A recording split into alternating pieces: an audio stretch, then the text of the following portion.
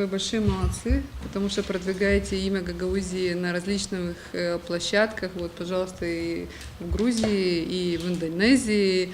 Мне приятно порадовали ваши результаты, и я очень горжусь, что у нас такие rебята есть, что у нас есть преподаватели, которые подготовили вас. Sizlere de biz gösterelim. Hani Gagavuzya'da böyle çocuklar var.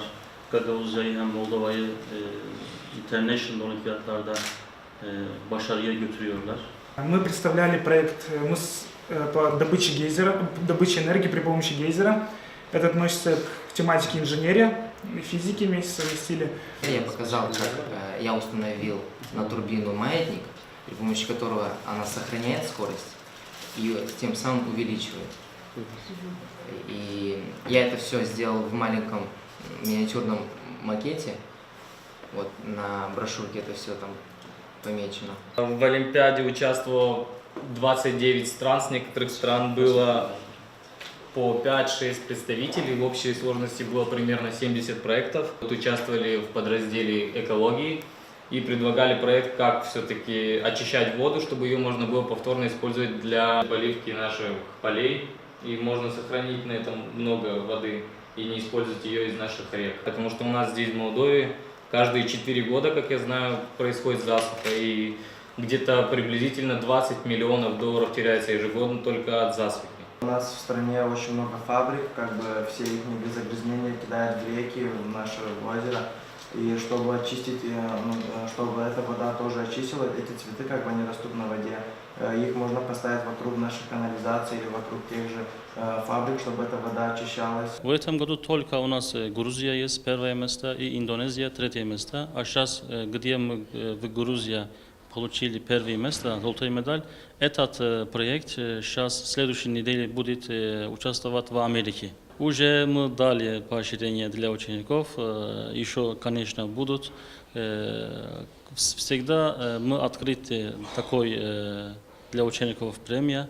Мы хотим дальше как организовать такую-то олимпиаду, как для учеников, и продолжаем. Наш проект был из-под отрасли экология. Мы представляли проект, как очищать загрязненную воду от канализации и загрязненную воду фабрик для повторного ее использования в агрокультуре. В Олимпиаде участвовало всего 29 стран, от некоторых стран было по 5-6, а то и больше представителей.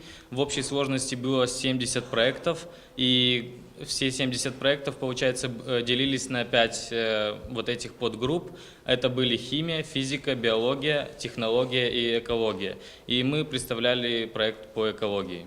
И по этому проекту вы получили... И да, именно по этому проекту мы получили медаль. Мы над проектом работали долго, как бы мы старались как-то это все совместить в одно время, потому что у нас было определенное время. Да, конечно, было трудно, мы делали эксперименты над этим, работали, не всегда получалось, конечно, и мы старались, и мы добились своего. Мы участвовали на международной олимпиаде в Грузии, в Тбилиси.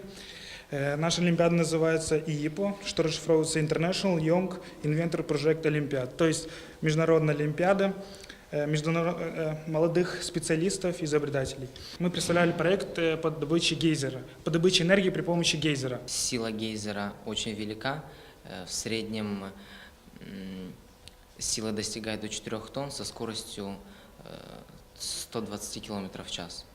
То есть очень большие преимущества, что можно получить очень хороший результат. Участвовало более 40 стран, было более 150 проектов, и на наше место претендовало 25 проектов. Надо было очень угодить жюри в области проекта, где мы показали им макет наш, как это все работает. Сейчас гейзер играет роль как достопримечательность, и мы решили осуществить такую идею, что можно и добыть энергию с использованием гейзера.